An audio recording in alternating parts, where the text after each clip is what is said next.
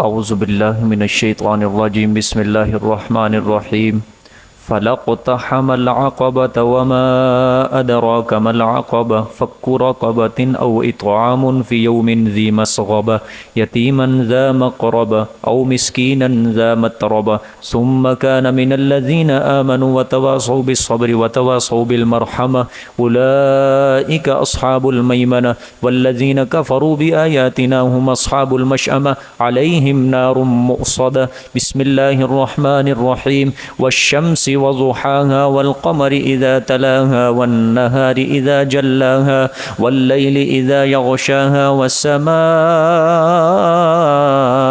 وما بناها والأرض وما طحاها ونفس وما سواها فألهمها فجورها وتقواها قد أفلح من زكاها وقد خاب من دساها كذبت ثمود بتغواها إذ انبعث أشقاها فقال لهم رسول الله ناقة الله وسقياها فكذبوه فعقروها فدمدم عليهم ربهم بذنبهم فسواها ولا يخاف عقباها بسم الله الرحمن الرحيم والليل إذا يغشى والنهار إذا تجلى وما خلق الذكر والأنثى إن سعيكم لشتى فأما من أعطى واتقى وصدق بالحسنى فسنيسره لليسرى وأما من بخل واستغنى وكذب بالحسنى فسنيسره للعسرى وما يغني عنه ماله إذا تردى إن علينا للهدى وإن لنا للآخرة والأولى فأنذرتكم نارا تلظى لا يصلاها إلا الأشقى الذي كذب وتولى وسيجنبها الأتقى الذي يؤتي ماله يتزكى وما لأحد عنده من نعمة تجزى إلا ابتغاء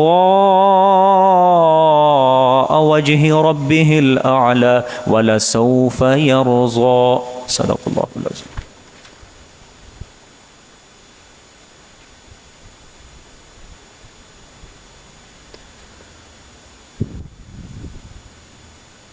گزشتہ آیات میں اللہ پاک نے انسان کو مخاطب کر کے فرمایا کہ تو دنیا میں رہتے ہوئے چاہتا ہے کہ تجھے راحت ملے، حالانکہ ہمارے پیارے پیغمبر صلی اللہ علیہ وسلم وہ تو ہر وقت تکلیف میں رہے، مصیبت میں رہے. اگر میں نے انسان کو راحت کے لیے بنایا ہوتا تو میرے محبوب صلی اللہ علیہ وسلم کو کبھی گرم ہوا بھی نہ لگنے دیتا. تو معلوم ہوا کہ میں نے انسان کو کس لیے بنایا؟ تکلیف میں رہنے کے لیے بنایا. پھر اس کے بعد اللہ نے فرمایا کہ ایحسب ان لن یقدر علیہ احد، تو کیا گمان کرتا ہے کہ تیرے اوپر کوئی قادر نہیں ہے، تجھ سے کوئی پوچھنے والا نہیں ہے، جو مرضی کر دنیا کے اندر رہ کے اپنی مرضیاں کرتا پھرے، تیرے کوئی پوچھنے والا نہیں، سوال کرنے والا نہیں. تو سمجھتا ہے تو نے بڑا مال لٹا دیا، تجھے کوئی نہیں دیکھ رہا. اللہ پاک نے فرمایا 2 آنکھیں دی ہیں، زبان دی ہے، 2 ہونٹ دیے ہیں، وَهَدَيْنَاهُ النَّجْدَيْنِ، اور ہم نے 2 رستوں کی طرف تیری کیا کر دی ہے؟ رہنمائی کر دی. جدھر نیکی پر چلنا ہے نیکی پر چل، برائی پر چلنا ہے برائی پر چل، تیری مرضی. اب ٹھیک ہے، اب دیکھیں جہاں سے آج کا سبق شروع ہو رہا ہے.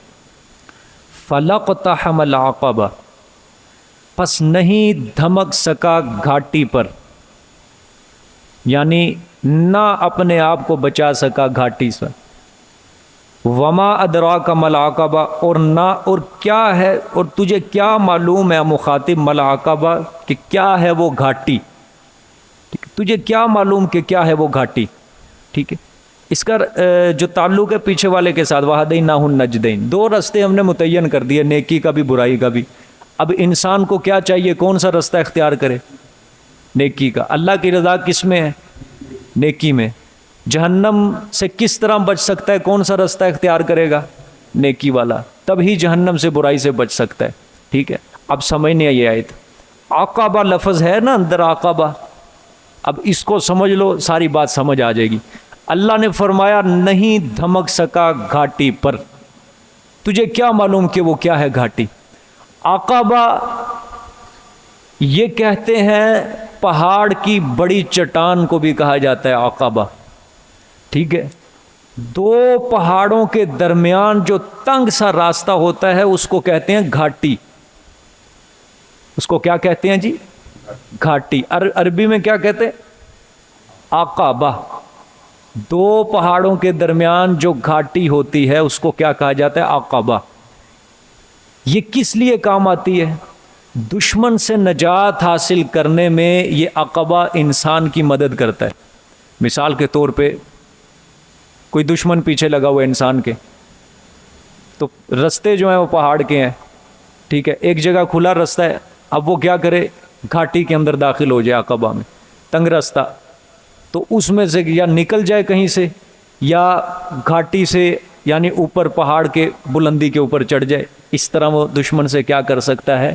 نجات حاصل کر سکتا ہے۔ یا پہاڑ پر اپنے آپ کو چڑھا لے، یا کہیں رستہ ایسا ویسا اپنا لے جہاں سے دشمن کی پہنچ بہت زیادہ مشکل ہو، تو اس طرح وہ دشمن سے بچ سکتا ہے۔ تو اس جگہ آیت کے اندر نیک اعمال کو، اللہ کی فرما برداری کو عقبہ سے تعبیر کیا گیا ہے۔ کس سے؟ عقبہ، گھاٹی سے۔ نیک اعمال کو، اللہ کی فرما برداری کو، طاعات کو عقبہ سے تعبیر کیا گیا۔ جس طرح عقبہ دشمن سے نجات دلانے کا سبب ہے، جس طرح پہاڑوں کے درمیان جو گھاٹی ہوتی ہے وہ دشمن سے نجات دلانے کا سبب ہے، اسی طرح اعمال صالحہ آخرت کے عذاب سے بچانے کا سبب ہے۔ عقبہ کو وہ اعمال صالحہ کے ساتھ تعبیر کیا گیا۔ اللہ کی طاعت فرما برداری کو کس سے تعبیر کیا گیا ہے؟ عقبہ سے تعبیر کیا گیا۔ سمجھ آ گئی ہے؟ اب اصل بات سمجھو، اصل بات اللہ کہنا کیا چاہتے۔ آیت نمبر 4 میں ہے لَقَدْ خَلَقْنَا الْإِنسَانَ فِي كَبَدٍ، انسان کو تو پیدا ہی ہم نے تکلیف میں کیا ہے، یہ اس کے ساتھ اب تعلق ہے۔ اللہ نے فرمایا ہم نے دیکھو انسان کو ہر نعمت سے نوازا ہے، ہر طرح کی انسان کو ہم نے نعمت دی ہے، تو اس نے دین کی خاطر تکلیفیں مشقتیں کیوں نہیں برداشت کی؟ دین کی خاطر اس نے مصائب کیوں نہیں برداشت کیے؟ وہ مشکل اور دشوار گھاٹیوں کے اوپر کیوں نہیں چڑھا؟ مشکل گھاٹیوں سے گزرتا، دشوار رستوں کے اوپر چلتا، تو آخرت کے عذاب سے کیا ہو جاتا؟ بچ جاتا۔ لیکن اس نے دنیا کے اندر اپنے لیے کس چیز کو چنا ہے؟ راحت کو چنا ہے، اور اس راحت کو حاصل کرنے کے لیے نہ جانے اس نے اللہ کی کتنی نافرمانیاں کی، اس وقتی سکون کو حاصل کرنے کے لیے نہ جانے اس نے اللہ کو کتنا ناراض کیا، کتنے اس نے گناہ کیے۔ لیکن جب دین کا رستہ ادھر اس کو پتا تھا وہاں مشکلات ہے، پریشانیاں ہیں، وہاں غربت ہے، اس لیے اس نے وہ رستہ چھوڑ دیا۔ اصل میں اس نے وہ مشکلات کو نہیں چھوڑا، وہ تو وقتی طور پہ تھی مشکلات جو دین کے اوپر چلنی تھی، اصل میں اس نے دائمی مشکلات کا ہار اپنے گلے میں پہن لیا ہے، اس نے جہنم کا عذاب اپنے گلے میں پہن لیا ہے۔ یہ سمجھتا ہے دنیا کی چند روزہ راحت میں حاصل کر کے خوش ہو گیا، لیکن یہ راحت نہیں ہے، یہ صرف دکھنے میں باغ ہے سبزہ، لیکن اصل میں یہ کانٹوں والا رستہ اس نے چن لیا ہے۔ گھاٹی میں انسان جا رہا ہوتا ہے، اللہ تعالیٰ کہنا یہ چاہتے ہیں کہ انسان کو چاہیے جب دشمن پیچھے لگا ہوا ہو تو اسے چاہیے یا ادھر ادھر پھر جائے یا بلندی پر چڑھ جائے۔ اگر پستی کی طرف جاتا جائے گا تو نیچے کیا ہوتا ہے؟ پانی، گر جائے گا، غرق ہو جائے گا، مر جائے گا۔ اگر یہ دنیا والے رستے پر اگر یہ سمجھتا ہے کہ میرے لیے دنیا کے رستے پر چلنا آسان ہے، گناہ کروں گا، نافرمانیاں کروں گا، یہی رستہ آسان ہے، یہی رستہ خوشحالی کا ہے، اللہ نے فرمایا دکھنے میں آسانی کا ہے لیکن غرق ہو جائے گا آگے جا کے، کیونکہ دنیا ایک جگہ پہ جا کے کیا ہو جائے گی؟ ختم ہو جائے گی، قیامت شروع ہو جائے گی، اگلا جہان آ جائے گا، پھر کیا کرو گے؟ اچھا جی، اب ہم نے محاسبہ یہ کرنا ہے اپنا کہ ہم نے آج تک پوری زندگی میں دین کے لیے کون سی مشکل برداشت کی ہے؟ وہ تو بات اللہ پاک دین کی کر رہا ہے۔ دین کے لیے مشکل، اللہ پاک کے اسلام کے لیے مشکل ہم نے کون سی برداشت کی؟ دیکھو آپ صلی اللہ علیہ وسلم نے کون سی مشکلات برداشت کی تھی، دین والی، دنیا والی؟ کوئی پیسہ تو نہیں کما رہے تھے آپ صلی اللہ علیہ وسلم، رزق کے لیے تو آپ کبھی پریشان ہوئے ہی نہیں، کیونکہ آپ کو پتا تھا دینے والی ذات کس کی ہے، وعدہ کیا ہوا ہے جب مرضی دے دے وہ رزق۔ 11 بیویاں تھیں، بچے تھے، بچیاں تھیں، خرچہ چل رہا تھا ان کا، اللہ دے رہا تھا، لیکن کبھی دنیا کے خاطر شکوہ نہیں کیا۔ کتنے کتنے دن چولہا نہیں جل رہا ازواج مطہرات کے گھر میں۔ حضرت فاطمہ رضی اللہ تعالیٰ نے کیسی زندگی کاٹی ہے، سب دین کی خاطر مشکلات برداشت کی انہوں نے۔ دنیا کی بھی مشکلیں تھیں ان کے اوپر، لیکن انہوں نے دین کی مشکلات کو مقدم رکھا ہے۔ ناشکری کے الفاظ انہوں نے اپنی زبان سے نہیں نکالے۔ اب جو مشکلات ہیں نا جی، اب جو مشکلات ہیں یہ دین والی نہیں ہیں، یہ دنیا والی مشکلات ہیں۔ ہر کسی کے ذہن کے اوپر دنیا کی مشکلات سوار ہیں۔ وجہ کیا ہے؟ اگر ہم اللہ کے دین کا کام کریں، اللہ کے دین کے لیے جد و جہد کریں تو مشکلات آئیں ہمارے اوپر۔ جب اللہ کے دین کا کام کرنا ہی نہیں ہے، جب اسلام کے لیے ہم نے کام کرنا ہی نہیں ہے تو مشکل کیسے آئے گی؟ جب کرنا ہی دنیا کے لیے کام ہے تو مشکلیں پھر دنیا والی آئیں گی۔ تو یہاں تو وہ بات اللہ بیان ہی نہیں کر رہا۔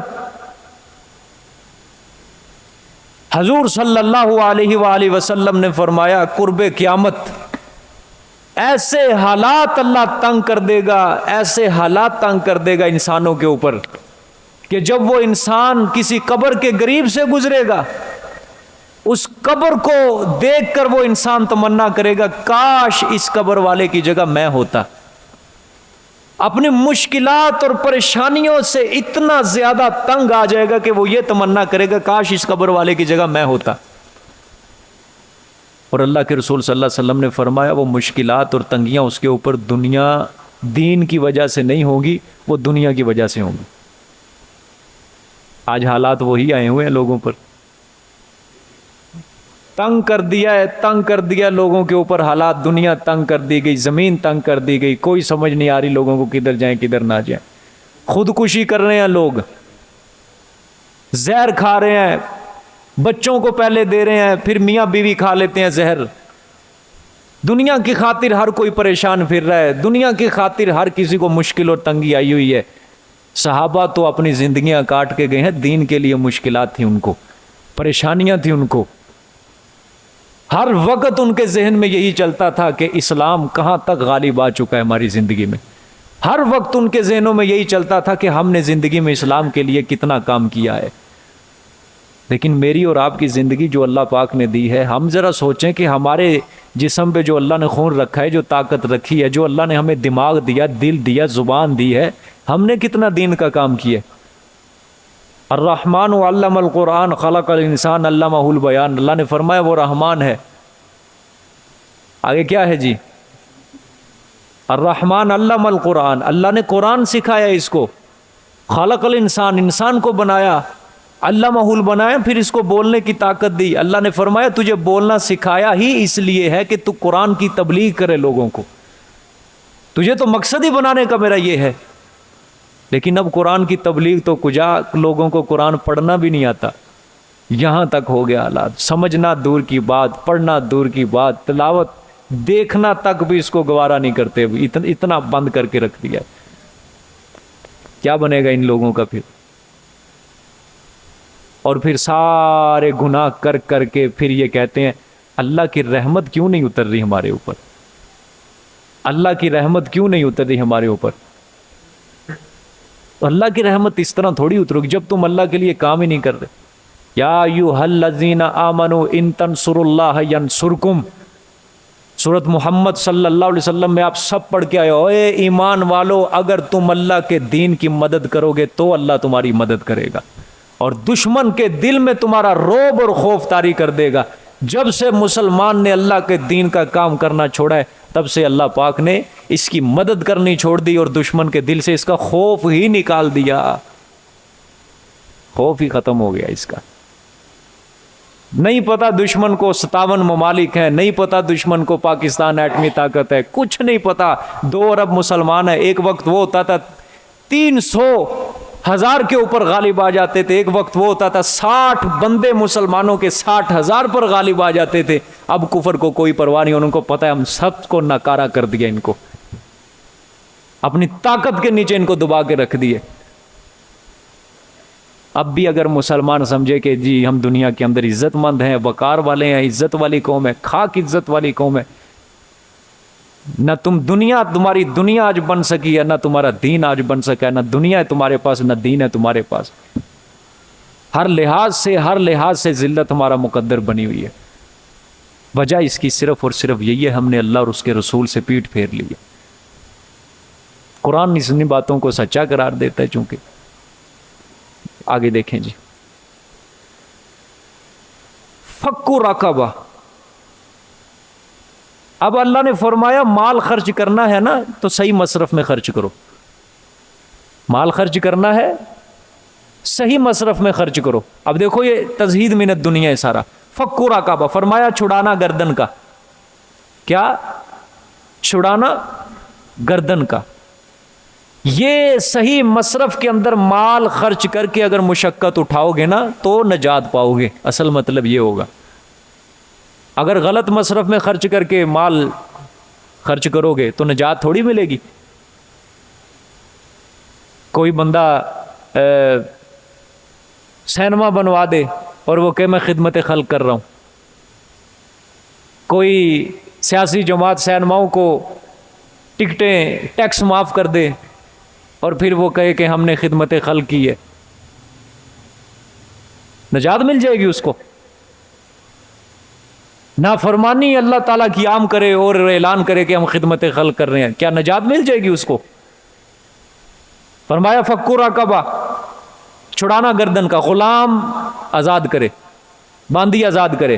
پھر او اطعام فی یوم ذی مسغبہ، یا کھلانا بیچ دن صاحب بھوک کے. کسی کو بھوک لگی ہوئی ہے کسی دن، اس کو بھوک والے دن میں کھلا دینا. کس کو؟ یتیما ذا مقربہ. یتیم کو جو صاحب ہو قرابت کا.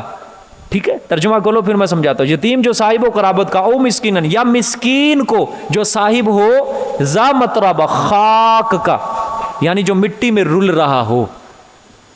اللہ پاک نے 3 چیزیں بیان کی ہیں. یا غلام آزاد کرو، یا یتیم کو کھانا کھلاؤ، یا مسکین کو کھانا کھلاؤ. ان مصرفوں کے اندر خرچ کرو. یتیم سے کیا مراد ہے جی؟ اللہ نے فرمایا مقربہ، جو تمہارا رشتہ دار ہے. اس کے 2 فائدے ہوں گے. ایک تو یتیم کو کھانا کھلاؤ گے، دوسرا رشتہ داروں کے ساتھ صلہ رحمی، یہ بھی آ جائے گا. 2 اللہ پاک نیکیاں لکھے گا. پھر مسکین کو کہا گیا جو مٹی میں رول رہا ہو. اس کا مطلب یہ نہیں کہ وہ خاک میں رول رہا ہو، مطلب بہت زیادہ محتاج ہو وہ، اس کو کھانا کھلاؤ. دیکھو کتنا اللہ پاک نے زور دیا ہے. چلو اب غلام تو نہیں ہے یہاں پہ، غلام کی زندگی نہیں ہے غلامی زندگی، لیکن دوسری تو ہے نا، یتیم اور مسکین. تو اللہ حکم دے رہا ہے. رزق کس کے پاس ہے؟ اللہ کے پاس. جب تم اللہ کے راستے میں خرچ کرو گے تو اللہ نہیں بڑھائے گا آپ کا رزق؟ ضرور بڑھائے گا اللہ پاک. پھر ثم کان من الذین آمنوا وتواصوا بالصبر وتواصوا بالمرحمہ. اللہ نے فرمایا وہ جو خرچ کرنے والا ہے نا اس کے اندر 2 شرطیں 3 شرطیں ہونی چاہیے. 3 شرطیں فرمایا پھر ہو وہ ان لوگوں سے جو ایمان لائے. سب سے پہلی شرط موحد ہو. اگر مشرک ہوگا، اگر وہ خدا کی راہ میں خرچ کرے گا کوئی فائدہ نہیں ہے. ایمان شرط ہے. وتواصوا بالصبر، اور تاکید کرتے ہیں آپس میں صبر کی، تحمل کی ایک دوسرے کو. وتواصوا بالمرحمہ، اور تاکید کرتے ہیں رحم کھانے کی. اللہ نے فرمایا جس میں یہ شرطیں ہوگی اولئک اصحاب المیمنہ، یہ لوگ ہوں گے دائیں ہاتھ والے، مطلب جنت والے. ان کے دائیں ہاتھ میں اعمال نامے دیے جائیں گے. والذین کفروا بآیاتنا هم اصحاب المشأمہ، اور وہ لوگ جنہوں نے کفر کیا ساتھ ہماری آیات کے، وہ ہوں گے بائیں ہاتھ والے، مطلب جہنمی ہوں گے. علیہم نار مؤصدہ، اوپر ان کے آگ ہوگی بند کی ہوئی. مؤصدہ کا مطلب کیا ہے جی؟ بند کی ہوئی، مطلب چاروں جانب ان کے آگ ہی آگ ہوگی، نکلنے کا کوئی راستہ نہیں ہوگا. ٹھیک ہے، بھاگنے کا کوئی راستہ نہیں ہوگا. ایسی اللہ پاک نے فرمایا آگ کی لپیٹ میں لے لیں گے. بسم اللہ الرحمن الرحیم. رب سمجھ لیں جی سورت شمس اور سورت اللیل، اس سے آگے جو سورت ہے جی 2 صورتیں ہیں، ان دونوں کا مضمون ایک ہے. سورت شمس اور سورت اللیل کا کیا ہے دونوں کا مضمون؟ سورت الاعلیٰ میں کتنے مضمون تھے؟ 2 مضمون تھے. پہلا مضمون توحید تھا، دوسرا دنیا سے بے رغبتی. سورت شمس کا مضمون ہوگا توحید، سورت اللیل کا مضمون ہوگا تزہید من الدنیا. یا دوسری طریقے سے ہر سورت میں 2 مضمون ہیں، دونوں ہی اللہ نے اکٹھے کر. فرق صرف ایک ہے. فرق یہ ہے کہ سورت الشمس کے اندر جو اللہ پاک کہیں گے، اللہ پاک اس کے اندر تفرقہ فی الاعتقاد بیان کریں گے. تفرقہ فی الاعتقاد. اللہ فرمائیں گے جس طرح اعتقاد طیب، ایک ہوتا ہے عقیدہ طیب، عقیدہ ہوتا ہے پاکیزہ عقیدہ، ایک ہوتا ہے اعتقاد خبیث، اعتقاد طیب، اعتقاد خبیث، مطلب اچھا عقیدہ اور گندا عقیدہ۔ اللہ پاک نے فرمایا دونوں برابر نہیں ہو سکتے۔ سورۃ شمس کا مضمون کیا ہوگا؟ اعتقاد، مطلب شرک اور توحید دونوں برابر نہیں ہو سکتے۔ سورۃ اللیل کا مضمون ہوگا تفرقہ فی الاعمال، نیکی اور برائی دونوں برابر نہیں ہو سکتے، یہ مضمون ہے اس کا۔ سورۃ شمس کا کیا مضمون؟ تفرقہ فی الاعتقاد، شرک اور توحید برابر نہیں ہو سکتے۔ اور سورۃ اللیل کا مضمون کیا ہے؟ نیکی اور بدی دونوں برابر نہیں ہو سکتے۔ بات سمجھ میں آ گئی ہے؟ ہاں، بس باقی دونوں مضمون ہے، توحید بھی ہے اور تزہید من الدنیا، دونوں مضمون ہے، دونوں کا مضمون ایک ہے صورتوں کا۔ آ جائیں جی دیکھیں، والشمس وضحاها والقمر اذا تلاها، قسم ہے سورج کی اور اس کی روشنائی کی، وضحاها اور اس کی روشنائی کی، ٹھیک ہے، یعنی سورج کی روشنائی کی، والقمر اذا تلاها، اور قسم ہے چاند کی جب کہ پیچھے آئے اس سورج کے، والقمر اذا تلاها، اور قسم ہے چاند کی اذا تلاها، جب کہ وہ چاند پیچھے آئے اس سورج کے، ٹھیک ہے۔ اچھا مطلب سمجھو، کیا مطلب ہے چاند وہ پیچھے ہے سورج کے؟ دو قول ہیں اس کے اندر۔ جب چاند ہوتا ہے 13ویں کا، چاند کیا ہوتا ہے 13، تو آگے جب چاند چڑھتا ہے تو پھر سورج کیا ہوتا ہے؟ غروب ہوتا ہے۔ سورج غروب ہو رہا ہوتا ہے اور چاند پیچھے سے طلوع ہو رہا ہوتا ہے، اسی طرح ہوتا ہے جی۔ کبھی آپ نے معائنہ مشاہدہ کیا ہو، یا تو وہ مراد ہے ایک قول وہ، لیکن یہ قول ٹھیک نہیں ہے۔ سیاق و سباق کے اعتبار سے اب جو قول میں ذکر کرنے لگا وہ مناسب ہے۔ جس دن چاند کی پہلی تاریخ ہوتی ہے، چاند کی کیا ہوتی ہے؟ پہلی تاریخ ہوتی ہے۔ فرض کرو آج چاند نے نظر آنا ہے، مثال دے رہا ہوں، پہلی کا چاند آج کیا آنا ہے؟ نظر آنا ہے۔ آج پہلی تاریخ ہے، صبح کو سورج طلوع ہوگا مشرق سے، آج صبح کو سورج طلوع ہوگا مشرق سے، ٹھیک ہے۔ شام کو کیا نظر آنا ہے؟ چاند نظر آنا ہے۔ سورج مشرق سے طلوع ہو کر یوں چلتا چلتا مغرب میں کیا ہو جائے گا؟ پیچھے سے چاند کیا ہو جائے گا؟ نمودار ہو جائے گا۔ اچھا، چاند اس کی اپنی روشنی ہوتی ہے؟ نہیں ہوتی۔ پہلی کے چاند کی روشنی کیا ہوتی ہے؟ ہوتی نہیں ہے، تھوڑی سی بس خود ہی اس کی چمک رہا ہوتا ہے، لیکن وہ بھی کس سے لیتا ہے؟ سورج سے۔ اپنی روشنی چاند کی نہیں ہے، لیکن سورج کی اپنی روشنی ہے۔ تو اللہ پاک فرمانا چاہتے ہیں کہ جس طرح سورج اور پہلے دن کا چاند یہ دونوں برابر نہیں ہو سکتے، اسی طرح توحید اور شرک دونوں برابر نہیں ہو سکتے۔ سمجھ آ گئی؟ ہاں، توحید بمنزلہ سورج کے ہے، توحید کی روشنی ہے، اور شرک بمنزلہ چاند کے ہے کہ چاند کی روشنی نہیں ہے اپنی۔ تو فرمایا جس طرح سورج اور چاند برابر نہیں ہو سکتے، اس طرح شرک اور توحید برابر نہیں ہو سکتے۔ اللہ نے فرمایا یہ مشاہدہ ہے تمہارے سامنے، غور کر لو، ٹھیک ہو گیا۔ آگے دیکھیں، وَالنَّهَارِ إِذَا جَلَّاهَا وَاللَّيْلِ إِذَا يَغْشَاهَا، اور قسم ہے دن کی جب کہ روشن کر دے۔ ہاں کیا لکھا ہے جی؟ کس کو ظاہر کر دے؟ اور قسم ہے دن کی جب کہ وہ اس کو کیا کر دے؟ یہ ہاں ضمیر سورج کی طرف جا رہی ہے، جب کہ روشن کر دے سورج کو۔ نہیں لکھا نیچے ترجمے کے اندر کہیں آپ کے؟ اچھا، وَاللَّيْلِ إِذَا يَغْشَاهَا، اور قسم ہے رات کی جب کہ ڈھانپ دے اس سورج کو، ٹھیک ہے۔ قسم ہے دن کی جب کہ روشن کر دے اس سورج کو، اور قسم ہے رات کی جب کہ ڈھانپ دے اس سورج کو۔ قسم ہے دن کی جب کہ روشن کر دے دن کو، مطلب دن اور سورج دونوں لازم ملزوم ہے۔ دن ہوگا تو سورج ہوگا، سورج ہوگا تو دن ہوگا۔ بات سمجھ میں آ گئی؟ اور قسم ہے رات کی جب کہ وہ کیا کر دے؟ سورج کو غائب کر دے، مطلب رات آتی ہے سورج کو لپیٹ دیتی ہے، سورج کی روشنی ختم، یہ مطلب کیا لیا؟ ڈھانپ دیتی ہے، ٹھیک ہو گیا۔ ہاں، اللہ نے فرمایا جس طرح دن اور رات دونوں برابر نہیں ہو سکتے، اس طرح شرک اور توحید دونوں برابر نہیں ہو سکتے۔ توحید بمنزلہ دن کے ہے اور رات بمنزلہ شرک کے ہے، رات اور دن برابر نہیں ہو سکتے، توحید اور شرک دونوں برابر نہیں ہو سکتے۔ آگے دیکھیں، والسماء وما بناها والارض وما طحاها، اور قسم ہے آسمانوں کی اور اس کے بنانے کی، وما بناها، اور اس کے بنانے کی۔ آپ کے یہ معنی لکھا ہوگا اور اس کے بنانے والے کی، جس نے بنایا اس کو۔ ہاں ٹھیک ہے، دونوں معنی کیے گئے ہیں، تو یہ گرامر کے اعتبار سے ہے، تو جو بھی معنی کر لو، اس کے بنانے کی یا اس کے بنانے والے کی، اس ذات کی قسم جس نے اس کو بنایا۔ اور قسم ہے زمین کی اور اس کے بچھانے کی یا بچھانے والے کی۔ اللہ نے فرمایا دیکھ لو آسمان اور زمین، کتنا فرق ہے۔ آسمان اور زمین یہ برابر ہو سکتے ہیں دونوں؟ نہیں ہو سکتے۔ توحید بمنزلہ آسمان کے ہے اور شرک بمنزلہ زمین کے ہے۔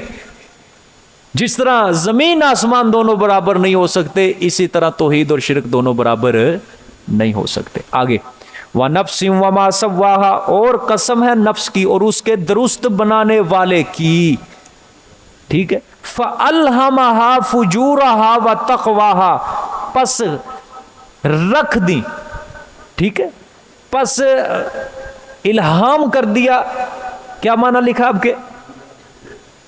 جی میں رکھ دیا، ٹھیک ہے، دے دی اس کو یعنی نفس کو، فجورہا، اس کے گناہوں اور نیکیوں کی، ٹھیک ہے، پس الہام کر دیا اس کو، اس کا گناہ، اس کے گناہ اور اس کا تقوی، نیکیوں والا رستہ اور برائیوں والا رستہ ہم نے نفس کو دے دیا ہے۔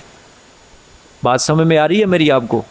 اللہ پاک نے فرمایا نفس کو ہم نے بنا دیا، پیدا کرنے کے بعد اس کے اعضاء بھی کیا بنائے ہیں؟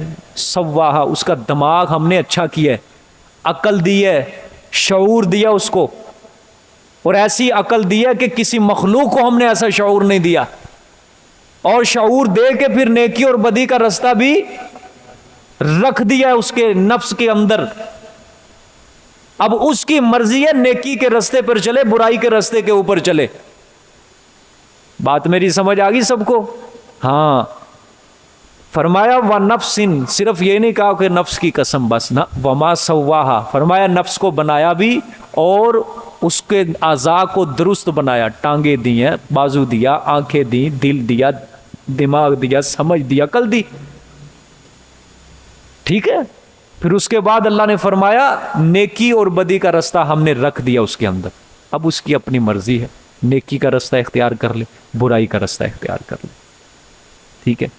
حضرت ابو ہریرہ رضی اللہ تعالیٰ عنہ سے روایت ہے، حضرت عباس کی بھی روایت ہے، جب آپ صلی اللہ علیہ وسلم اس آیت کی تلاوت کرتے تھے تو دعا پڑھا کرتے تھے، سارے میرے ساتھ مل کے پڑھ لو بلند آواز سے، اللہم آتی نفسی تقواہا انت ولیہا ومولاہا وانت خیر من زکاہا۔ ہاں، ترجمہ اس کا یہ ہے کہ یا اللہ میرے نفس کو تقوی کی توفیق دے، میرے نفس کو تقوی کی توفیق دے، آپ ہی میرے نفس کے ولی ہیں، بس آپ ہی میرے نفس کے مربی ہیں۔ سمجھ آ گئی ہے کہ میرے نفس کو تقوی کی کیا دے؟ توفیق دے۔ ہاں، اب جہاں پہ دو رستے ہیں نا، تو کون سا رستہ مانگنا ہے اب اللہ سے؟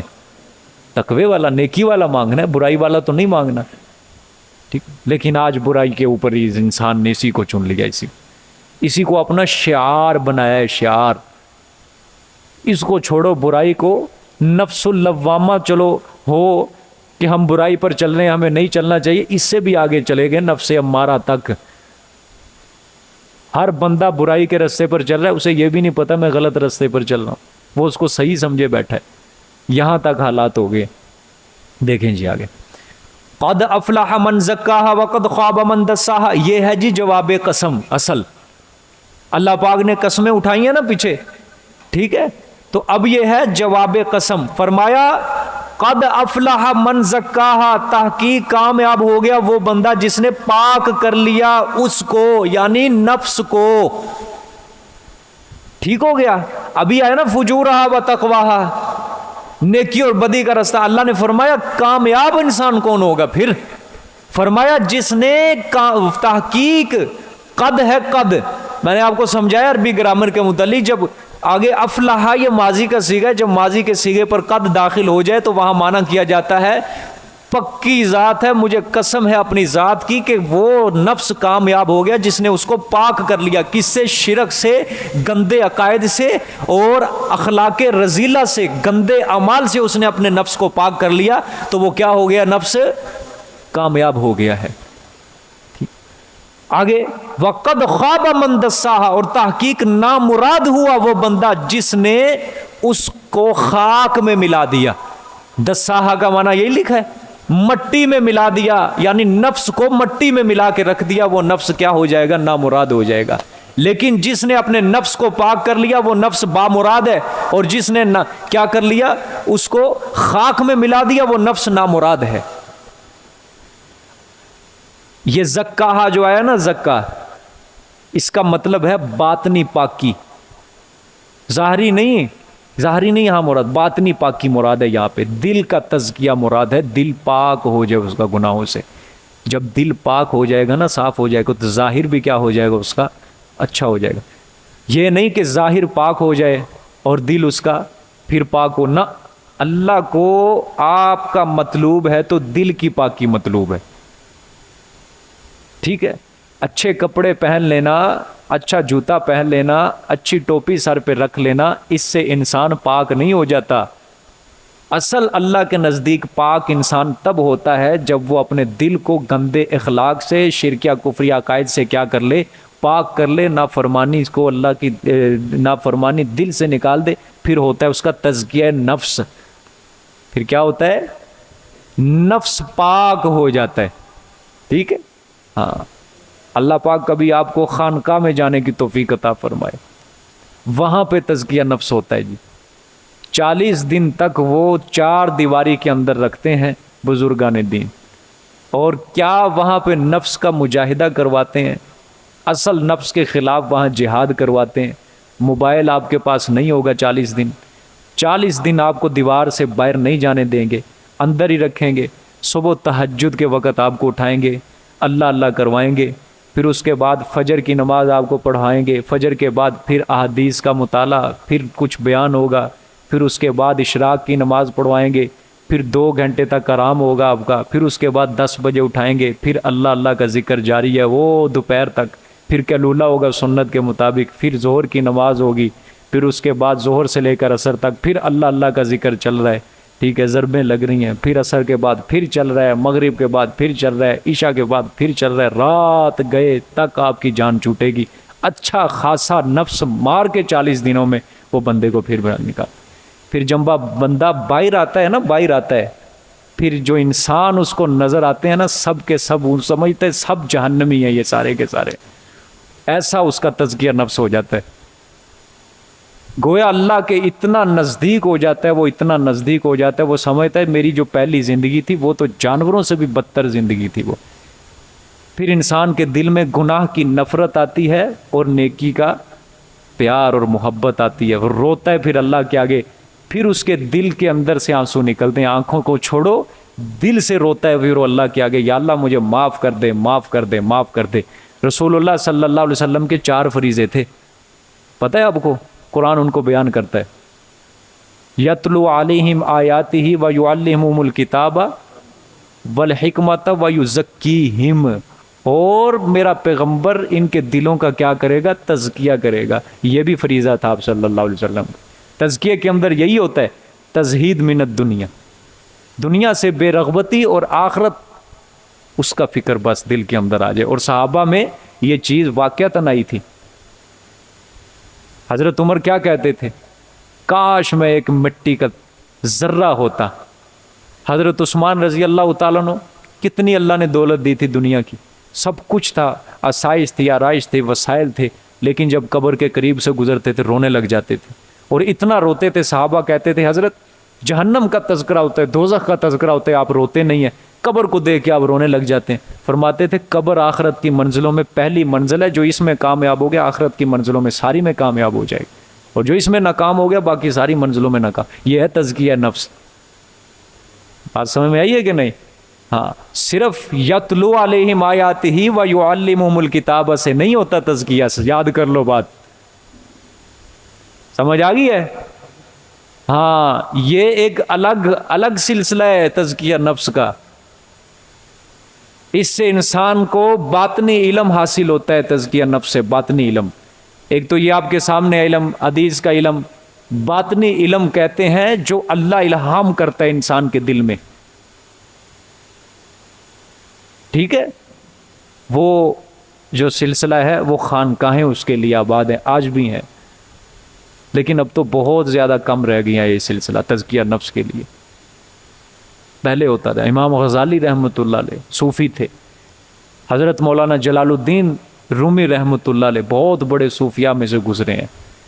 اسی طرح شیخ محی الدین ابن العربی رحمۃ اللہ علیہ، دو تھے، ایک محدث تھے ابن العربی، ایک اندلسی تھے محی الدین ابن العربی، وہ صوفی تھے بہت بڑے. اس طرح حضرت حسن بصری رحمۃ اللہ علیہ محدث بھی تھے، مفسر بھی تھے اور صوفی بھی تھے. سمجھ آ گئی؟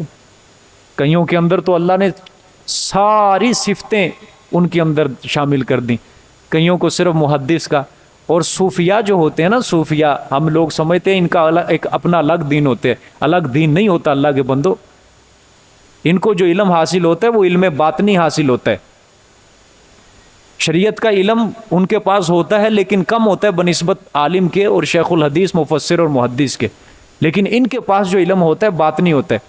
اب شیخ عبد القادر جیلانی رحمۃ اللہ علیہ تھے، بہت بڑے صوفی بھی تھے، محدث بھی تھے، لیکن بڑے بڑے چوٹی کے علماء ان کی صحبت میں آ کے ان کے ہاتھ پہ بیعت تھے، صرف اپنے دل کا تزکیہ کرواتے تھے. ایک عالم جو ہوتا ہے نا، عالم، اس کو بھی ضرورت ہوتی ہے تزکیہ نفس کی. وہ کسی پیر، کامل پیر کے صحبت میں جائے، وہاں جا کے اپنے دل کا تزکیہ کروائے. چونکہ آپ صلی اللہ علیہ وسلم کو تو اللہ نے چاروں فریضوں سے نوازا تھا. وَيَتْلُو عَلَيْهِمْ آیَاتِكَ، کہ آپ قرآن کی تلاوت بھی ان کو پڑھ کر سنائیں گے. وَيُعَلِّمُ الْكِتَابَ، قرآن کی تفسیر بھی سنائیں گے. اور وَيُزَكِّيهِمْ، ان کے دلوں کا تزکیہ بھی کریں گے. اور پھر چوتھی چیز حکمت کی آپ ان کو سکھلائیں گے. حکمت سے مراد سنت ہے. تو بڑے بڑے ایسے صوفیاء کرام تھے جن کے صحبت میں جا کے، بڑے بڑے محدثین نے جا کے ان کی صحبت میں بیٹھ کے تزکیہ نفس کیا ہے اپنے دل کا. ان کو بھی آخرت کی فکر کی ضرورت ہوتی ہے. اب دیکھو ہم بعض علماء کو دیکھتے ہیں ان کو آخرت کی فکر کی ہوتی نہیں. جو آج دین بیچا جا رہا ہے سٹیجوں کے اوپر، کیا ہے یہ؟ ان کو قرآن آتا ہے پڑھنا، ان کو تفسیر بھی آتی ہے، لیکن دل کا تزکیہ نہیں ہے. دین بیچ رہے ہیں.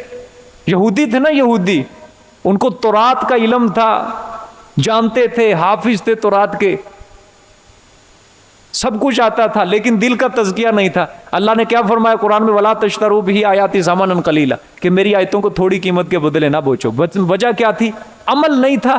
بے ایمان غلط فتوے دیتے تھے، وہ دل کا تزکیہ نہیں تھا. لیکن دوسری طرف عبداللہ بن سلام رضی اللہ تعالیٰ عنہ، جو یہودی عالم تھے، مسلمان ہوئے، ان کے دل کا تزکیہ تھا، فوراً اللہ کے رسول صلی اللہ علیہ وسلم پر ایمان لے آئے. میری بات سمجھ آ رہی ہے آپ کو؟ ہاں، یہ دل کا تزکیہ اگر آپ چاہتے ہیں نا، آپ چاہتے ہیں تو اپنے وظائف کو مکمل کرو. اپنے وظائف مکمل کرو. جو آپ کو فجر کے بعد کا وظیفہ بتایا اس کو پورا کرو. کیوں نہیں کرتے؟ سمجھ آئیے؟ سورۃ فاتحہ ہے، پڑھو اس کو. آیت الکرسی پڑھو. اس کے علاوہ چاروں کل آپ کو بتائے ہیں.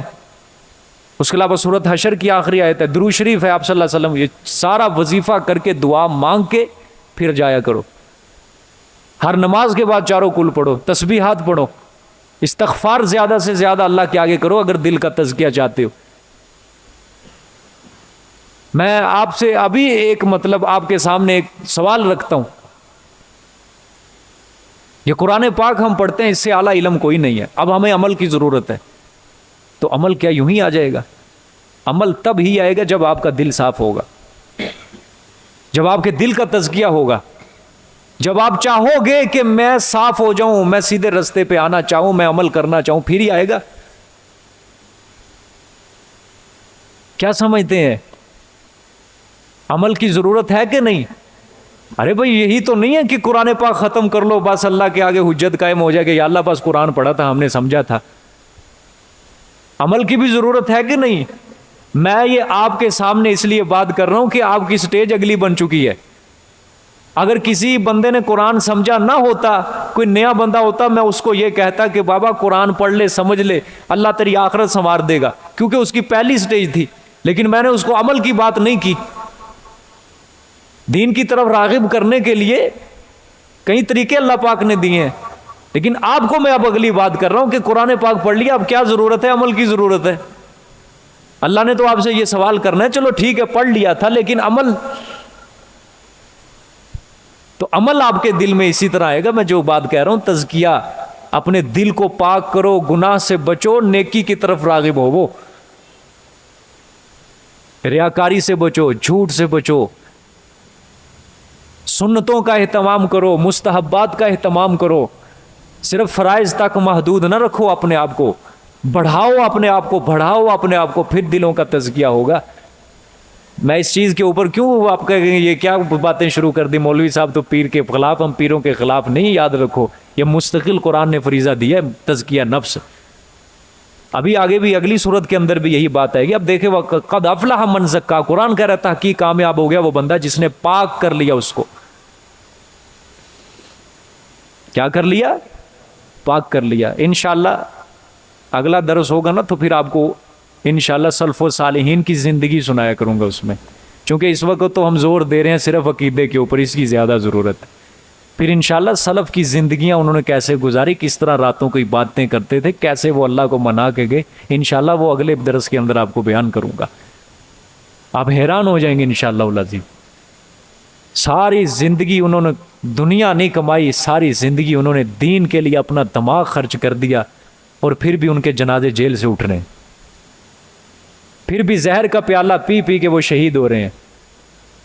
ساری زندگی اللہ کے دین کے لیے گزار دی، پھر بھی ان کو وقت کا بادشاہ کوڑے مار رہا ہے. امام احمد بن حنبل کو 3 بادشاہوں سے ٹکر لیا اس مرد مجاہد نے، 3 بادشاہوں کے ساتھ. اور ایک بادشاہ ایسا ہے اس نے کوڑے مارے امام احمد بن حنبل کے جسم کے اوپر کوڑے. 4 حج کیے اس مرد کلندر نے، 2 سواری پہ اور 2 پیدل حج کیے ہیں. بغداد سے لے کر مکے کا سفر آج بھی گوگل میپ کے اوپر سرچ کر لو کتنے کلومیٹر بنتا ہے. بغداد سے لے کر مکے تک پیدل سفر 2 کیے ہیں، کوئی آسان کام نہیں ہے. اور بڑے پائے کے محدث تھے. مسند امام احمد بن حنبل حدیث کی کتاب بھی انہوں نے لکھی. 6-7 لاکھ حدیث ان کو زبانی یاد تھی. ایسے چوٹی کے عالم تھے، بڑے بڑے شاگرد تھے ان کے، محدث وہ بھی بنے. اللہ نے کوئی ایسا چھوٹا مقام نہیں دیا، بڑے بڑے محدث. لیکن آزمائش ان کے ساتھ اتنی آئی، ایسی آزمائش آئی، اسی آزمائش میں ان کا انتقال ہوا ہے. امام بخاری نے بخاری شریف جیسی کتاب لکھی، اصح الکتب بعد کتاب اللہ. پوری امت کا اجماع ہے قرآن کے بعد سب سے اعلیٰ کتاب اگر ہے تو بخاری شریف ہے. لیکن امام بخاری پہ کتنی آزمائشیں آئی ہیں. ان کو ملک بدر کیا گیا، وطن سے بے وطن کیا گیا امام بخاری کو. آزمائش کے اندر ان کا انتقال ہوا. تو ان کے دلوں کا تزکیہ تھا. اگر آج ہمارے جیسا ہوتا نا، اگر اس طرح کوئی کرتا حکمران تو ایسے وہ دین کا کام چھوڑ کے کہتا چلو چھڈو پرا، دنیا کماؤ، اتنے کی رکھیا. تو دلوں کا تزکیہ بہت ضروری ہے. اپنے دلوں کو پاک کرو میرے عزیز دوستو، دلوں کو پاک کرو. کیونکہ مجھے کچھ ساتھی کہتے ہیں نا کہ درس سن کے جاتے ہیں، بس اللہ عمل کی توفیق دے جی، عمل نہیں ہوتا، کیا کریں، پھر وہی دنیا داری، پھر وہی دنیا. اس کی سب سے بڑی وجہ یہی ہے، تزکیہ نفس نہیں ہے. ہم نے اپنے آپ کو اس طرف راغب نہیں کیا کہ ہم عمل کے اندر لے کے آئیں. خیر بات لمبی ہوتی جا رہی ہے، یہی بات انشاءاللہ اگلی صورت کے اندر ہے. دیکھیں جی، وقد خواب من دساہا، فرمایا تحقیق نامراد ہوا وہ بندہ جس نے اس کو خاک میں ملا دیا. خاک، جس نے اپنے نفس کو، نامراد ہے وہ. اچھا جی، اب دیکھنا ہے آگے 2 گروہ کے اندر اللہ نے تقسیم کر دیا، ایک نامراد ہے، ایک بامراد ہے. اللہ نے اب آگے نامرادوں کی تخویف سنائی کہ جو نامراد ہو جاتے ہیں نا، اللہ نے فرمایا ان کا حال کیا ہوتا ہے. پھر فرمایا آخرت میں تو سزا رکھی ہے، لیکن دنیا کے اندر بھی ایک عذاب کی قسط ہم ان کو دکھا دیتے ہیں. دیکھو جی، کذبت ثمود بطغواہا، جھٹلایا قوم سمود نے بسبب اپنی سرکشی کی وجہ سے. کس کو جھٹلایا؟ پیغمبر کی تعلیمات کو. اذ انبعث اشقاہا، جب کہ اٹھا ان کا بدبخت، جب کہ اٹھا ان کا بدبخت. کس لیے؟ قتل کے ارادے سے. حضرت صالح علیہ الصلوۃ والسلام کے قتل کے ارادے سے.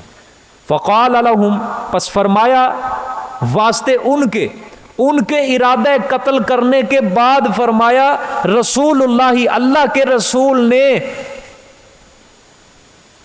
جی بھائی سمیع اللہ بھائی بتاؤ یہ رسول اللہ سے کون سے رسول مراد ہے؟ ہاں صالح علیہ السلام. ناقۃ اللہ، حفاظت کرو اللہ کی اونٹنی کی. آپ کے لکھا ہوگا معنی حفاظت کرو اللہ کی اونٹنی کی. وسقیاہا، اور اس کے پانی پلانے کی. معجزہ طلب کیا تھا نا قوم سمود نے، تو اپنی رسالت پر کوئی نشانی، اونٹنی آئی، اللہ نے آزمائش بھی ساتھ ہی ڈال دی. اللہ نے کیا ایک دن یہ پانی پیے گی کنویں سے، ایک دن قوم والے.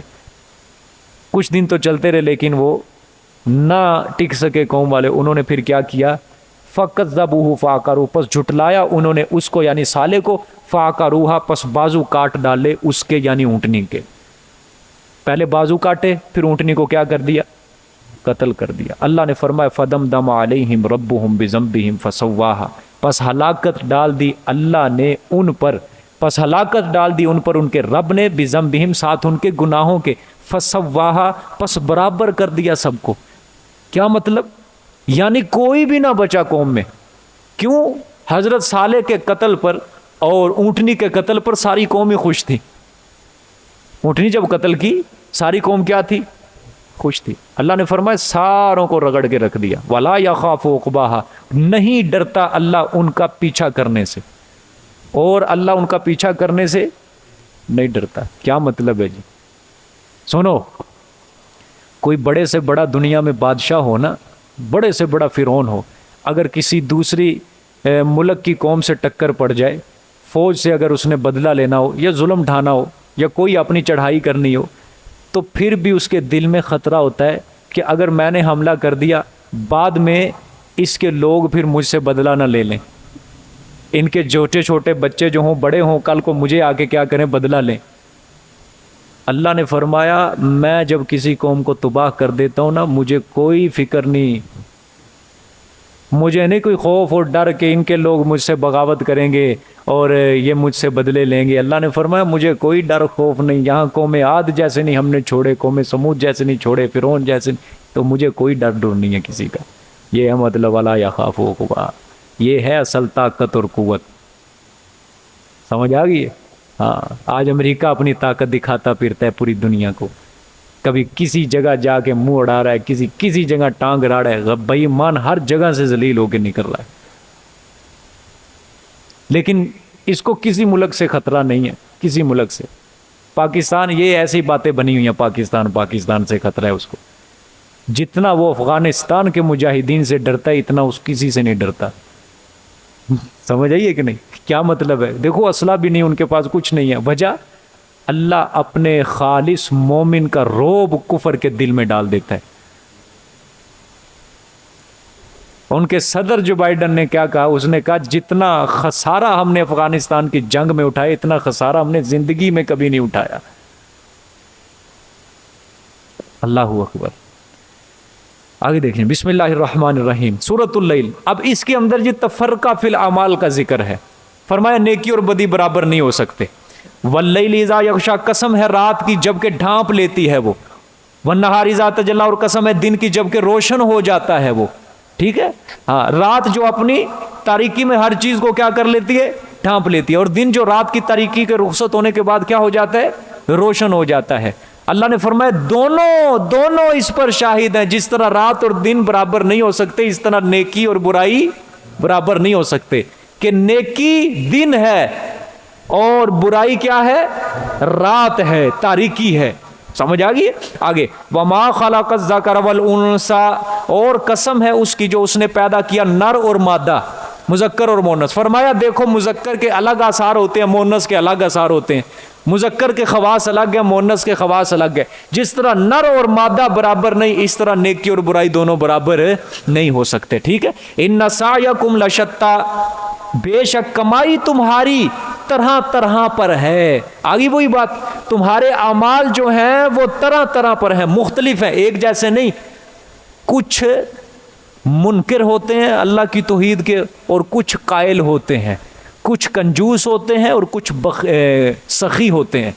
یہ مطلب بخیل اور سخی دونوں برابر، موحد اور مشرک دونوں برابر، مومن کافر دونوں برابر نہیں ہو سکتے. بات سمجھ میں آ گئی؟ ہاں آگے دیکھیں جی. فَأَمَّا مَنْ آتَا وَاتَّقَى، پس وہ بندہ جو دیتا ہے مال اپنا، پس وہ بندہ جو دیتا ہے اللہ کے رستے میں مال، وَاتَّقَى اور تصدیق کرتا ہے. ہاں فَأَمَّا مَنْ آتَا، پس وہ بندہ جو دیتا ہے، وَاتَّقَى اور بچتا رہا نافرمانی سے. تین چیزیں اللہ ذکر کریں گے جی. دو گروہوں کا ذکر ہے یہاں پہ، پیچھے بھی ہوا نا نامراد اور بامراد، اس کا ذکر بھی یہاں پہ اللہ پاک دوبارہ کریں گے. ٹھیک ہے، اب جو بامراد تھے اللہ تین صفتیں ذکر کرے گا ان کی. پہلی فَأَمَّا مَنْ آتَا، پس وہ بندہ جو دیتا ہے اپنا مال کس کے رستے میں؟ اللہ کے رستے میں. وَاتَّقَى اور بچتا ہے کس سے؟ نافرمانی سے، شرک سے، کفر کے سے. اور آگے تیسری چیز وَصَدَّقَ بِالْحُسْنَى اور تصدیق کرتا ہے اچھی بات کی. اچھی بات سے مراد کلمہ شہادت لا الہ الا اللہ کی. تین باتیں جس کے اندر ہوں، فرمایا فَسَنُيَسِّرُهُ لِلْيُسْرَى. ہاں یہ فَسَنُيَسِّرُهُ پس آسان کر دیں گے ہم اس کو، لِلْيُسْرَى واسطے آسانی کے. سبحان اللہ. آپ کو سمجھ آئی اس آیت کی؟ اللہ نے فرمایا ہے کہ جس بندے میں یہ تین صفتیں ہوں گی نا، اس کو ہم شریعت پہ چلنا آسان کر دیں گے. اس سے ہم ایسے ایسے عمل کروائیں گے جو اس کو جنت تک لے کے جائیں گے. جہنم کے اعمال ہم اسے کروائیں گے ہی نہیں. اس کی طبیعت ہی ایسی بنا دیں گے کہ وہ جب بھی کوئی عمل کرے گا وہ جنت والا عمل کرے گا، وہ برا عمل کبھی کرے گا ہی نہیں. یہ مطلب ہے اس کا فَسَنُيَسِّرُهُ لِلْيُسْرَى، آسان کر دیں گے شریعت پر چلنا.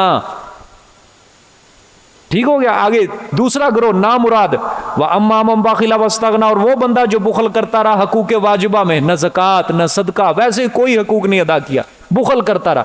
وَاسْتَغْنَىٰ اور بے پرواہی کرتا رہا. ٹھیک ہے، دوسری چیز ہے بے پرواہی، اعمال صالحہ کیے ہی نہیں، آیا ہی نہیں اس طرف. وَكَذَّبَ بِالْحُسْنَىٰ اور جھوٹا سمجھا ہے اچھی بات کو، یعنی کلمہ شہادت نہیں. فَسَنُيَسِّرُهُ لِلْعُسْرَىٰ پس انقریب سامان دیں گے اس کو سختی کا. مطلب اسے ایسے ایسے عمل کروائیں گے جو اس کو جہنم کی طرف لے کر جائیں گے. جاگ رہے ہو جی؟ سب جاگ رہے ہو؟ پڑھ لو قرآن کی آیت. مجھے تشریح کی ضرورت نہیں ہے اس کی. تین عمل بامراد لوگوں کے بتائے، تین عمل نامراد لوگوں کے بتائے. اب اللہ خود کہہ رہا ہے جس بندے نے آنا ہی نہیں ہے میری طرف، جو بندہ چاہتا نہیں ہے میں اللہ کو راضی کر لوں، اللہ نے فرمایا فَسَنُيَسِّرُهُ لِلْعُسْرَىٰ اس کے لیے پھر آسانی ختم. تنگی سے مراد وہ جہنم کا عذاب، اس سے ہم عمل ہی ایسے ایسے کروائیں گے وہ جہنم خود خریدے گا. نماز چھوڑے گا، قرآن چھوڑے گا، منہ پھیرے گا، دنیا کی طرف جائے گا، حرام کھائے گا، خنزیر کھائے گا، مردار کھائے گا، فحاشی میں مبتلا ہوگا، گندگی کو دیکھے گا، فلانی جگہ جائے گا، کوئی اس کو نہیں پوچھنے والا ہوگا، اپنی مرضیاں کرے گا. عورتیں بھی میری مخاطب ہیں، یہ بھی سمجھ لیں. ہاں یہ نہیں کہ اللہ تم اپنی مرضی کر رہے ہو، تم سمجھ رہے ہو کہ ہم جنت کی طرف. اللہ نے فرمایا پھر وہی عمل کرو گے تم، اور تمہیں نہیں سمجھ آئے گی کہ ہم کیا کر رہے ہیں. لیکن سنستدرجہم من حیث لا یعلمون، ایسی طرح پہ اللہ پاک جہنم کی طرف لے کر جائے گا، لا یعلمون وہ جانتے بھی نہیں ہوں گے. دیکھ لو قرآن کہہ رہے، دیکھ چھوٹی سی صورت ہے اور کیا اللہ نے ضابطہ حیات دے دیا، کیا ضابطہ حیات دے دیا.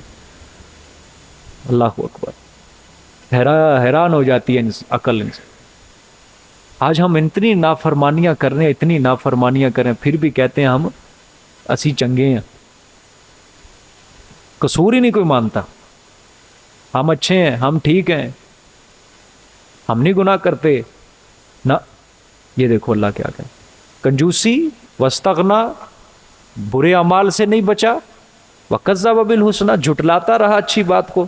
فرمایا فسنيسره لليسرى اسے عمل ہی ہم ایسے ایسے کروائیں گے کہ وہ خود اپنی جہنم خریدے گا. لیکن جو اچھا بن کے رہا، متقی پرہیزگار، اچھی بات کو مانتا رہا، فسنيسره للعسرى یسرا شریعت پر چلنا اس کے لیے آسان کر دیں گے. اس کی طبیعت کو ہم شریعت کے سانچے میں ڈھال دیں گے. اذان ہوگی فوراً مسجد کی طرف بھاگے گا، وہ کوئی نیکی کا کام ہوگا پہل اختیار کرے گا.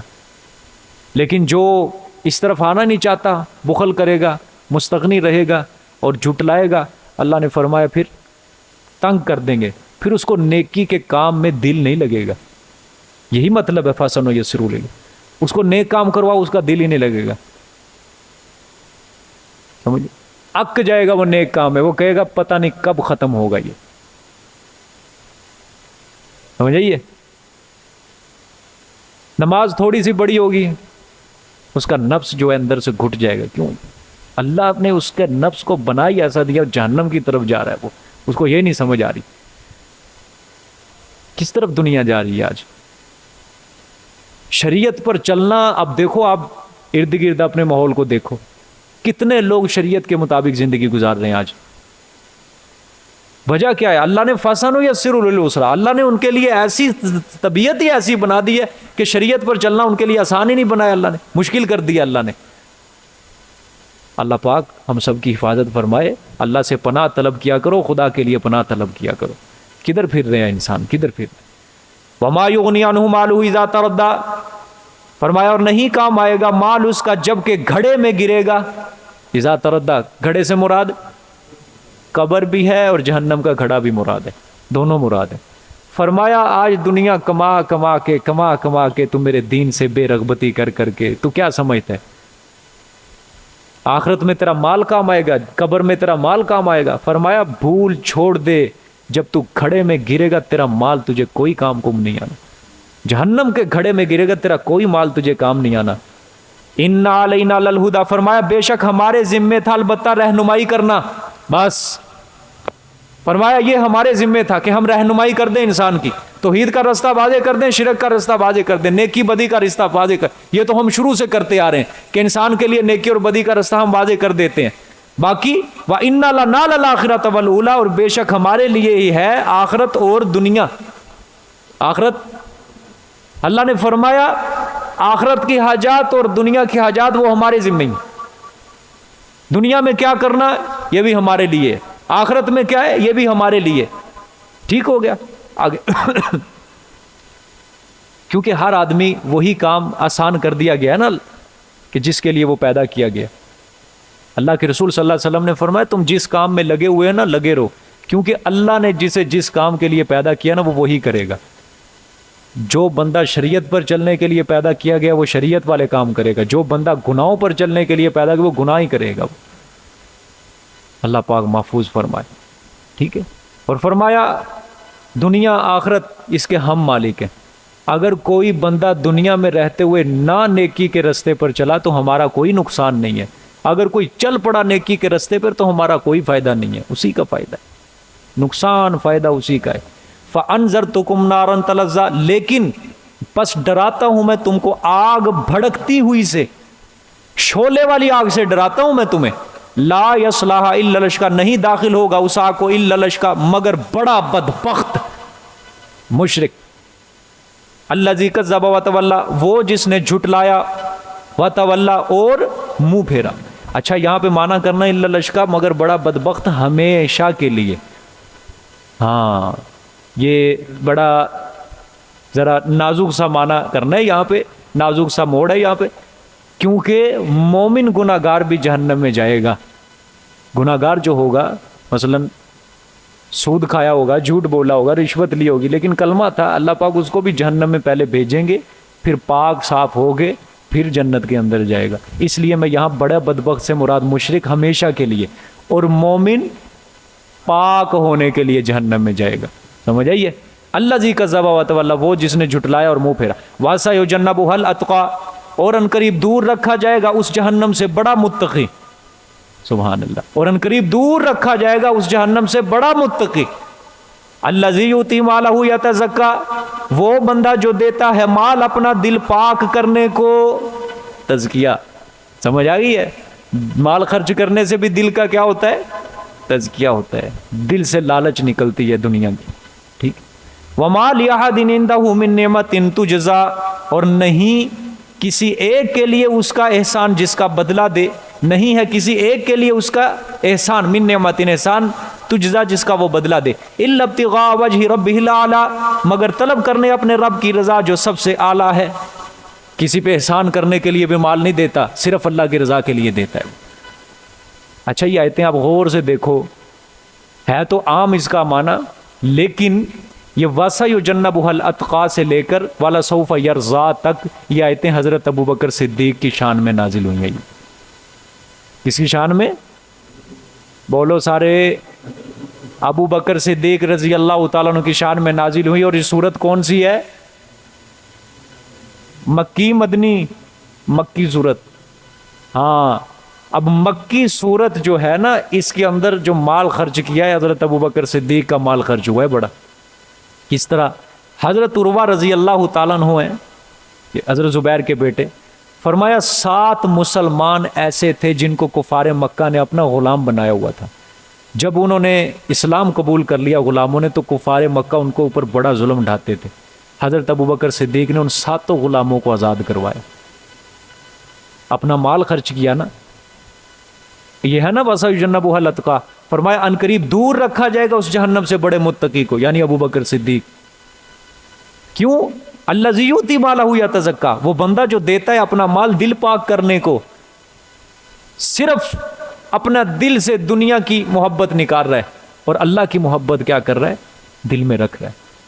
وَمَا لِأَحَدٍ عِندَهُ مِن نِعْمَةٍ تُجْزَىٰ، فرمایا یہ نہیں کہ کوئی سابقہ احسان تھا وہ اتار رہا ہے، نہ إِلَّا ابْتِغَاءَ وَجْهِ رَبِّ الْأَعْلَىٰ، صرف وہ جو اللہ بلند و بالا ہے اس کی رضا حاصل کرنے کے لیے وہ مال خرچ کر رہا ہے۔ آج ہمارے لوگوں کے اوپر حیرت ہے، وہ مال خرچ کرتے ہیں اللہ کے راستے میں، کسی غریب کا بھلا کرتے ہیں، وہ اس سے احسان طلب کرتے ہیں، وہ چاہتے ہیں یہ بس میرا فرما بردار بن کر رہے، میرے آگے جی السلام علیکم چودھری صاحب کی حال چال ہے، ماشاءاللہ ماشاءاللہ، بڑے دن ہو گئے نظر نہیں آئی تجھے، بس میرے آگے جھک کے رہیں، وہ یہ چاہتے ہیں۔ اللہ ایسا مال منہ پہ مارتا ہے۔ یہ جب حضرت ابوبکر صدیق غلاموں کو آزاد کرواتے تھے نا مکہ کی زندگی میں، یہ کمزور ہوتے تھے بیچارے، ضعفاء ہوتے تھے، ان کا باپ مسلمان نہیں تھا، فتح مکہ کے موقع پر مسلمان ہو بعد میں، ان کے باپ نے کہا کہ بیٹے تو نے اگر کسی غلام کو آزاد کروانا ہی ہے تو کوئی بہادر یا قوی غلام آزاد کر جو مشکل وقت میں دشمن کے مقابلے میں تیرے کام بھی آ سکے، یہ کیا کمزوروں کو تو آزاد کروا رہا ہے۔ حضرت ابوبکر صدیق نے فرمایا ابا جان میں کوئی احسان لینے کے لیے ان کو آزاد نہیں کروا رہا، میں صرف اللہ کی رضا کے لیے ان کو آزاد کر رہا ہوں بس۔ لوگوں کے دلوں میں کب یہ بات بیٹھے گی کہ جو اللہ کے راستے میں مال خرچ کرنا ہے کسی کے اوپر احسان کے لیے نہیں کرنا۔ سورۃ بقرہ میں صاف اللہ نے شرط رکھی ہے کہ اگر میرے راستے میں مال خرچ کرنا ہے تو احسان نہ جتلانا، وگرنہ مال ضائع لے جاؤ۔ تم اس کا مطلب یہ چاہتے ہو تمہیں بندے کی رضا ملے میری رضا نہ ملے؟ یہ اللہ نے کتنی بار مضمون ذکر کیا کہ احسان نہیں جتلانا، احسان نہیں جتلانا، احسان نہیں جتلانا۔ مفسرین نے لکھا ہے جس کو تم نے بھلا کرنا ہے نا، کسی یتیم مسکین کو دینا ہے، اسے تم نے یہ بھی نہیں کہنا کہ میرے لیے دعا کر دو۔ سورۃ دہر کے اندر میں سمجھا کے آیا ہوں کہ وہ بدلہ بھی نہیں طلب کرتے۔ اس جگہ مفسرین نے نقطہ اٹھایا کہ تم نے اگر کہہ دیا نا دعا کر دینا میرے لیے تو بدلہ تم لے لیا بس دنیا میں، بس دے کے چپ کر جاؤ واپس آ جاؤ، اس کی مرضی دعا دے نہ دے۔ اور ہم پتہ کیا کرتے ہیں، 2 سال ہو گئے نہ دے رہے ہیں، منہ چو کدی یہ شکر دا کلمہ بھی نہیں پھٹیا۔ ہاں شکر دا کلمہ بھی نہیں پھٹیا کہ میرا شکریہ ادا کر دے، ایڈا بے حس ہے۔ وہاں پہ سورۃ دہر میں اللہ نے دونوں لفظ کہے، نہ بدلہ طلب کرتے ہیں نہ شکر طلب کرتے ہیں، وہ بس اللہ کی رضا کے لیے دے دیں۔ نماز کسی کو دکھانے کے لیے پڑھتے ہیں، کس کے لیے ہوتی؟ تو یہ جو نیک عمل کرنا ہے کسی کو دینا ہے غریب یتیم مسکین کو، تو یہ کس کو؟ بندے کو خوش کرنے کے لیے دینا ہے، اللہ کو خوش کرنے کے لیے دینا ہے۔ بس یہ کیا دیکھنا ہے کہ میں اس سے احسان طلب کرنا ہے، یہ کرنا ہے وہ کرنا ہے، میرے آگے جھک کے رہیے، کوئی نہیں، اللہ بس اللہ کی رضا۔ اللہ نے فرمایا وَلَسَوْفَ يَرْضَىٰ، اور البتہ ان قریب یرضا، وہ راضی ہو جائے گا۔ یہ ابوبکر صدیق کے لیے خاص اعزاز ہے، سبحان اللہ۔ کہا وہ نہیں، میں نہیں، وہ راضی ہو جائے گا۔ غور کرو، یہ نہیں کہ میں راضی ہو جاؤں گا، بلکہ وَلَسَوْفَ يَرْضَىٰ، البتہ ان قریب وہ راضی ہو جائے گا، سبحان اللہ۔ آج تو کیوں، مطلب پیچھے دیکھو، پیچھے إِلَّا ابْتِغَاءَ وَجْهِ رَبِّهِ الْأَعْلَىٰ، دنیا میں وہ کس کو راضی کرنے کے لیے خرچ کر رہا ہے؟ اللہ کو, اللہ میرا خوش ہو جائے. میں نہیں, بندوں کو خوش کرنے کے لیے نہیں کر رہا. دنیا میں جو بھی میں نیکی کر رہا ہوں بس میرا اللہ راضی ہو. میں جس کے اوپر بھی غلام آزاد کر رہا ہوں بس میں اپنی خوشی کے لیے نہیں, بس اللہ راضی ہو جائے, اللہ راضی ہو جائے, اللہ راضی ہو جائے. اللہ نے فرمایا جب دنیا کے اندر تو مجھے راضی کرنے کے لیے سب کر رہا ہے تو آخرت میں بھی تجھے اتنا دوں گا تو راضی ہو جائے گا. یہ خاص اعزاز ہے ابو بکر صدیق رضی اللہ تعالیٰ عنہ کا, خوشخبری ہے ان کے لیے. والا سوف یرضا, جب یہ آیت ابو بکر صدیق رضی اللہ تعالیٰ نے 2 لفظ سنے ہوں گے, ان سے پوچھو ان کے دل کا کیا حال ہوا ہوگا. لیکن پھر بھی متکبر نہیں ہوا وہ شخص آخر دم تک. کفن کے لیے چادریں بھی اس شخص کے پاس کم ہو گئیں, سارا مال اسلام کے لیے لٹا دیا. شروع میں بادشاہی کی زندگی گزاری, اور خلافت جب بادشاہی بھی ہے خلافت بھی ہے سبحان اللہ, پھر سارے کا سارا جو زندگی گزاری فقر کی حالت میں گزاری. حضرت عائشہ صدیقہ نے فرمایا کہ ابا جان یمن سے اعلیٰ قسم کا چادریں منگوائیں گے, اس میں آپ کو کفن دیں گے. فرمایا نہ, وہ مدینہ کی کسی بیوہ کو کام آئیں گی. ابو بکر کے لیے جو گھر میں چادر پڑی ہیں اسی کے اندر لپیٹ کے کفن دے کے مجھے محمد کے سرانے دفن کر دینا صلی اللہ علیہ وسلم. اس حالت میں وہ دنیا سے گیا انسان, لیکن اللہ نے کیا فرمایا والا سوف یرضا, وہ بھی تو تھا زندگی گزار گیا زندگی بڑی تکلیفیں مشکلات میں گزار گیا, اللہ کو راضی کر گیا. اللہ عمل کی توفیق عطا فرمائے. الحمدللہ رب العالمین والعاقبۃ للمتقین والصلاۃ والسلام علی